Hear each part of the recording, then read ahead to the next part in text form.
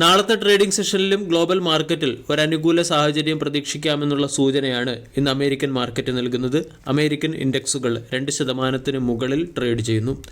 അമേരിക്കയും ചൈനയും തമ്മിലുള്ള താരിഫ് പരസ്പരം കുറയ്ക്കുന്നതിന് വേണ്ടി രണ്ട് രാജ്യങ്ങളും ധാരണയിലെത്തിയതിൻ്റെ പശ്ചാത്തലത്തിലാണ് അമേരിക്കൻ മാർക്കറ്റ് മികച്ച പെർഫോമൻസ് കാഴ്ചവെക്കുന്നത്. കൂടാതെ ചൈനയും അമേരിക്കയും പരസ്പരം ഏർപ്പെടുത്തിയ താരിഫുകൾ 90 ദിവസത്തേക്ക് നിർത്തിവെക്കാനും തീരുമാനിച്ചിട്ടുണ്ട്. ചൈനീസ് ഉൽപ്പന്നങ്ങൾക്ക് മുകളിലുള്ള താരിഫ് 145% നിന്നും 30% കുറയ്ക്കുമെന്ന് US പറയുന്നുണ്ട്. അതുപോലെ തന്നെ US ഉൽപ്പന്നങ്ങൾക്ക് മുകളിലുള്ള താരിഫ് 125% നിന്നും 10% കുറയ്ക്കുമെന്ന് ചൈനയും പ്രഖ്യാപിച്ചു. ഇതിൻ്റെ പശ്ചാത്തലത്തിൽ അമേരിക്കൻ ഇൻഡെക്സ് മികച്ച പെർഫോമൻസ് കാഴ്ചവെക്കുന്നു. ഡോ ജോൺസ് 2.34%, S&P 2.5%, നാസ്ഡാക്ക് 3% മുകളിലും ട്രേഡ് ചെയ്യുന്നു. കൂടാതെ ക്രൂഡിൻ്റെ വിലയിലും വർധനവ് പ്രകടമായിട്ടുണ്ട്.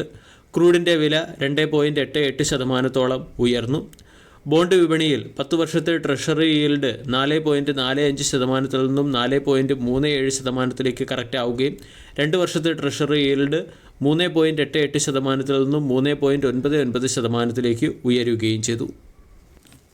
ഇനി പ്രതീക്ഷിച്ച രീതിയിലുള്ള പെർഫോമൻസ് കാഴ്ചവെക്കാത്തതിൻ്റെ പശ്ചാത്തലത്തിൽ 2025 ഫിനാൻഷ്യൽ ഇയറിലെ Q1 മോശം പെർഫോമൻസ് നടത്താൻ സാധ്യതയുണ്ടെന്ന് അനലിസ്റ്റുകൾ പറയുന്ന 2 സ്റ്റോക്കുകളെ പരിചയപ്പെടാം. ഒന്നാമത്തേത് വോൾട്ടാസ്, രണ്ടാമത്തേത് ബ്ലൂ സ്റ്റാർ. ഈ 2 കമ്പനികളും കൂളിംഗ് സെഗ്മെൻറ്റിലെ സ്റ്റോക്കുകളാണ്. വോൾട്ടാസ് കഴിഞ്ഞ ദിവസം 1267 രൂപയ്ക്കടുത്തും ബ്ലൂ സ്റ്റാർ 1625 രൂപയ്ക്കടുത്തും ക്ലോസിംഗ് നൽകി. ഇപ്രാവശ്യത്തെ സമ്മർ സീസൺ പൊതുവെ ദുർബലമായിരുന്നു. ഇതിൻ്റെ പശ്ചാത്തലത്തിൽ കൂളിംഗ് പ്രൊഡക്റ്റുകളുടെ സെയിൽസിൽ 30% ഇടിവ് മാർക്കറ്റ് പ്രതീക്ഷിക്കുന്നുണ്ട്. ഇതിൻ്റെ പശ്ചാത്തലത്തിലാണ് 2025 ഫിനാൻഷ്യൽ ഇയറിലെ Q1 കൂളിംഗ് സെഗ്മെൻറ്റിലെ ഈ 2 കമ്പനികളും മോശം പെർഫോമൻസ് കാഴ്ചവെക്കാൻ സാധ്യതയുണ്ടെന്ന് അനലിസ്റ്റുകൾ വാർണിംഗ് നൽകുന്നത്. ബ്ലൂ സ്റ്റാറിൽ നിന്നും ഏകദേശം 20% വളർച്ചയായിരുന്നു മാർക്കറ്റ് പ്രതീക്ഷിച്ചത്. അതേസമയം 5% വളർച്ച മാത്രമാണ് ഏപ്രിൽ മാസത്തിൽ കമ്പനിക്ക് നേടാൻ സാധിച്ചത്. ഇതിൻ്റെ പശ്ചാത്തലത്തിൽ പ്രമുഖ ബ്രോക്കേജുകളെല്ലാം ടാർഗറ്റ് റെഡ്യൂസ് ചെയ്തിട്ടുണ്ട്. JM ഫിനാൻഷ്യൽ 2015 നിന്നും 1900-ലേക്കും, ജെഫ്രീസ് 2230 നിന്നും 1900-ലേക്കും ടാർഗറ്റ് റെഡ്യൂസ് ചെയ്തിട്ടുണ്ട്. സെൻട്രം ബ്രോക്കേജ് ഏജൻസി 1725 രൂപയിലേക്കാണ് ടാർഗറ്റ് റെഡ്യൂസ് ചെയ്തിരിക്കുന്നത്. അതുപോലെ തന്നെ വോൾട്ടാസിൻ്റെയും ടാർഗറ്റ് ഒട്ടുമിക്ക ബ്രോക്കേജ് ഏജൻസികളും റെഡ്യൂസ് ചെയ്തു.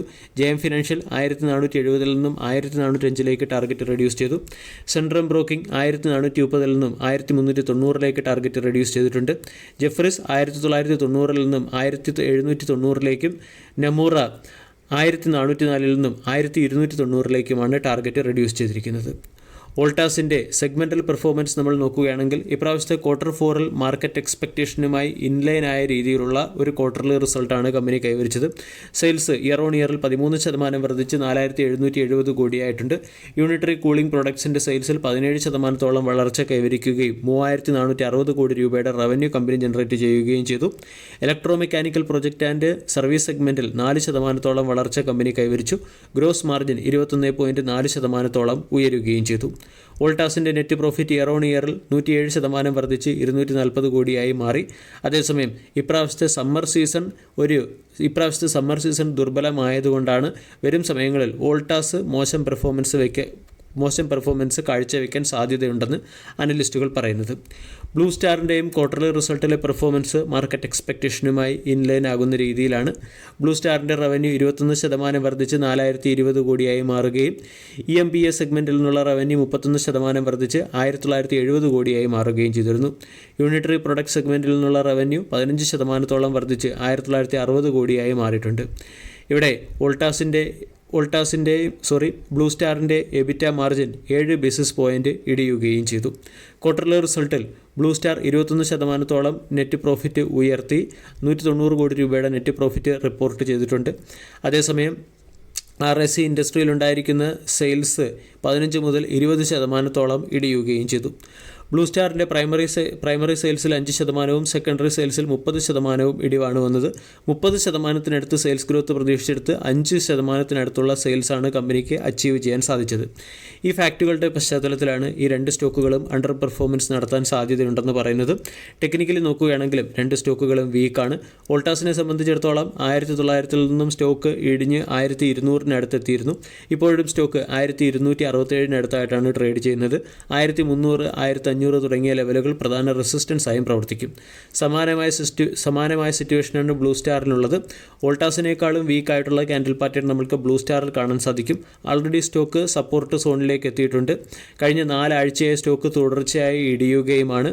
1600 സ്റ്റോക്കിൻ്റെ ഒരു സ്ട്രോങ് സപ്പോർട്ട് റീജിയനാണ്. ഈ സപ്പോർട്ട് നഷ്ടപ്പെടുകയാണെങ്കിൽ 1500 എന്നുള്ള ഒരു സൈക്കോളജിക്കൽ സപ്പോർട്ടുണ്ട്. ഈ സപ്പോർട്ട് കൂടി നഷ്ടപ്പെട്ടാൽ ചിലപ്പോൾ 1280, 1200 വരെ സ്റ്റോക്ക് ഇടിയാനും സാധ്യതയുണ്ട്. മന്ത്ലി ക്യാൻഡിൽ പാറ്റേൺ നമ്മൾ പരിശോധിച്ചാലും കഴിഞ്ഞ മാസം ബ്ലൂ സ്റ്റാറിൽ ഒരു ഹെവി സെല്ലിംഗ് വന്നിരുന്നു. അതിനുശേഷം ഇപ്പോഴത്തെ ക്യാൻഡിലും ബിയറിഷ്നെസ്സിനെ ഇൻഡിക്കേറ്റ് ചെയ്യുന്ന ക്യാൻഡിലാണ് ഫോം ചെയ്തിരിക്കുന്നത്. വീഡിയോ എല്ലാവർക്കും ഇഷ്ടമായി എന്ന് വിശ്വസിക്കുന്നു. താങ്ക്